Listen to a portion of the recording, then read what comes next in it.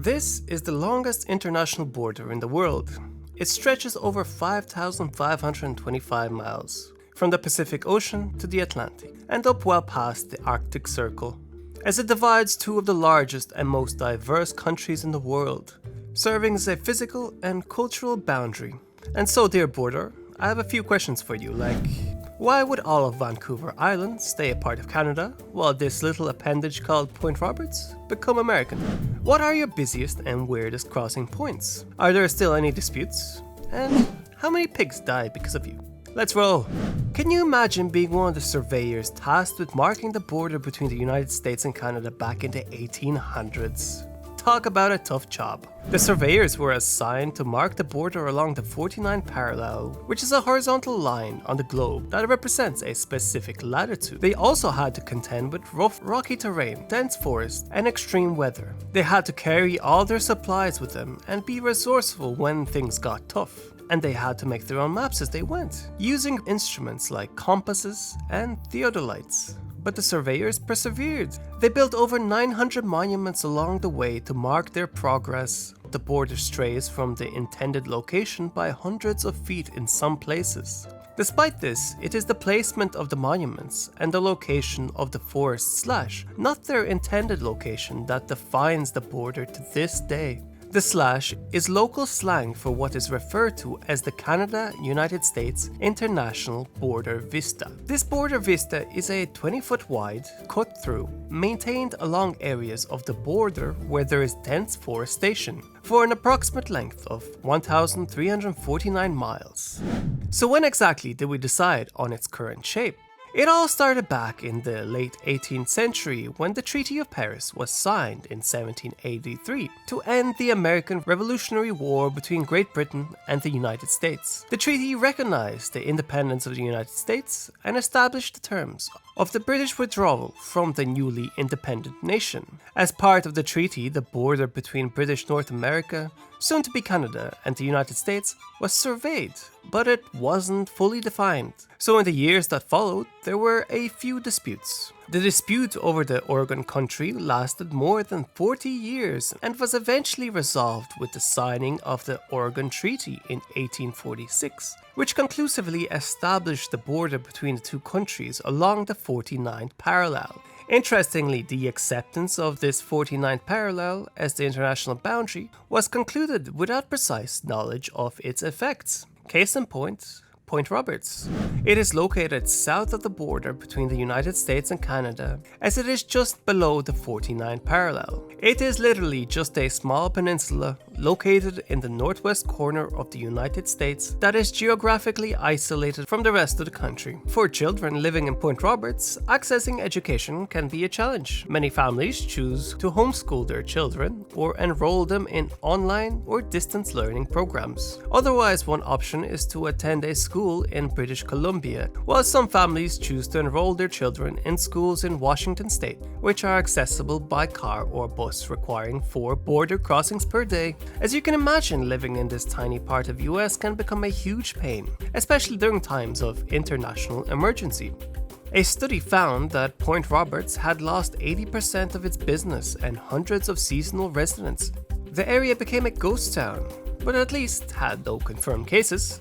Something that seems weird to me, however, is if they cut off Point Roberts at the 49th parallel, why didn't they cut off Vancouver Island?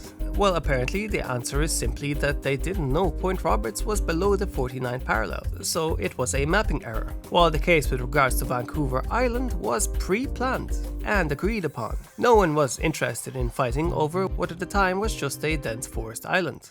What they did fight over, however, was a pig, one of the weirdest and most ridiculous international incidents in history. It all started on a small island called San Juan. An American settler claimed that a pig belonging to the Hudson Bay Company, a British-owned company, had damaged his potato crop. In a fit of rage, Cutler shot and killed the pig. Now you might think that this would be the end of the story, but no. This was the mid-19th century, and tensions between the United States and Great Britain were running high. So instead of just settling the matter between themselves, the two countries ended up deploying military forces to the island, and nearly went to war over a porker. it all ended peacefully after a 12-year standoff.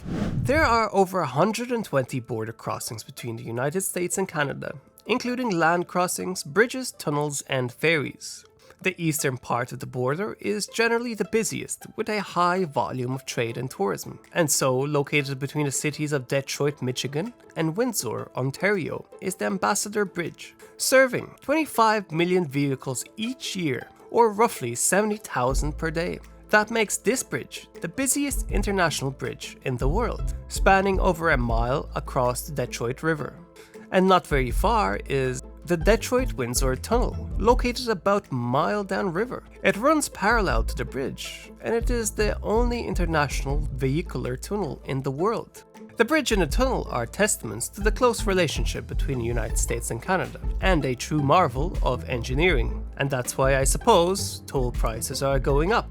You are more likely to have heard of the next busiest border crossing between the cities of Niagara Falls, New York, and Niagara Falls, Ontario. I could talk about the bridges, but let's be honest, you're probably more interested in hearing about some guy in a wooden barrel trying to cross the border. And honestly, so am I.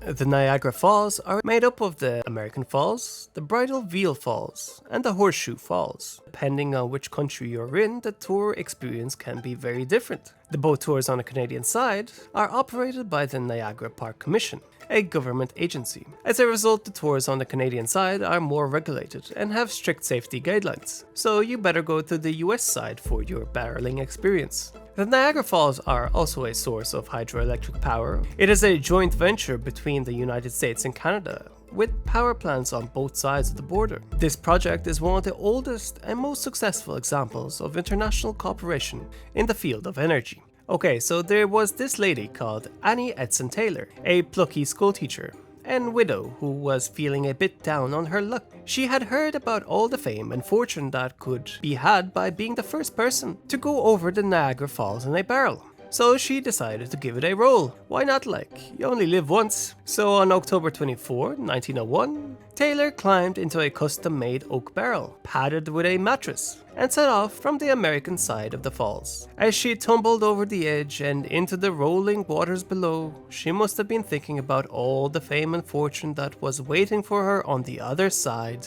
Taylor survived the harrowing journey and emerged from the barrel, a little battered but otherwise unscathed. She briefly earned money speaking about her experience, but was never able to build much wealth from the feat. Too bad for her, YouTube wasn't invented yet. Hey, that gives me an idea. This whole geopolitics, geography thing is a bit dull. Maybe I should give the barrel a shot, eh? Speaking of YouTubers, there is another place they often like to talk about. So if we zoom in right here in Google Maps, you will notice that this road is literally cut in half by the border. And yes, apparently it's enforced. You cannot cross this road without permission. Apparently the system used to be much more relaxed, as the local law enforcers knew the locals and permitted them to cross as though it was normal. But many things changed after 9/11. And then nearby is also the Haskell Free Library and Opera. It's the only library in the world that straddles an international border. A thick black line runs beneath the seats of the Opera House and diagonally across the center of the library's reading room to mark the Canada-United States border. This place is just borderline insane. So as previously mentioned, the 49th parallel makes up the majority of the border, and generally it doesn't go up from there except for right here, and Alaska of course, but that still makes this the northernmost point of the contiguous United States. This thing is called the Northwest Angle, or simply the Angle according to the locals. So what's up with it? Again, we have to go back to the 1783 Treaty of Paris, which says that as soon as the 49th parallel hits Lake of the Woods, that the border would need to trace the northwest corner of the lake and then continue onwards. But there was a problem.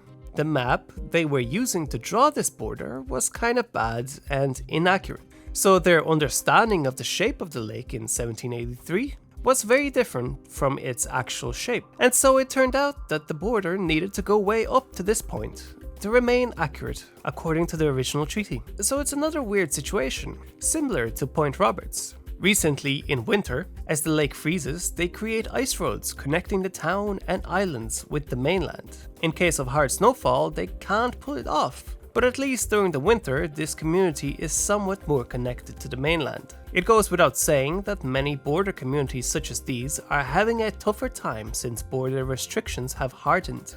You want to know where I would cross the US-Canada border if I were, let's say, a fugitive trying to escape the law. It wouldn't be easy. Those cameras, with their sensors and drones, make it nearly impossible to get through undetected. But if I were to try, I'd probably head up to the remote and rugged stretch between Washington and British Columbia. I mean, have you seen those dense forests and treacherous mountains? It's a smuggler's paradise. Alternatively, I might try my luck in the area between Maine and New Brunswick. Sure, it's a bit more low-key, but the thick fog and heavy rainfall can provide ample cover. Plus, there's nothing like a good old-fashioned boat ride to add a little touch of excitement to an illegal border crossing experience. Probably the most dangerous way to cross would be going through the Alaskan wilderness. It's just so vast, although chances of detection would be very low, and your chances of survival after running into a bear would also be low. So what about disputes? Well, there is one island. Sometime in the late 1700s, a group of hardy Maine fishermen set out to stake their claim on this small and rocky island located in the Gulf of Maine. "This here our island now," they declared, planting their flag in the rocky soil. Little did they know they weren't the only ones with designs on the island. Across the border in Canada, a group of equally determined lobstermen had their sights set on the same piece of real estate.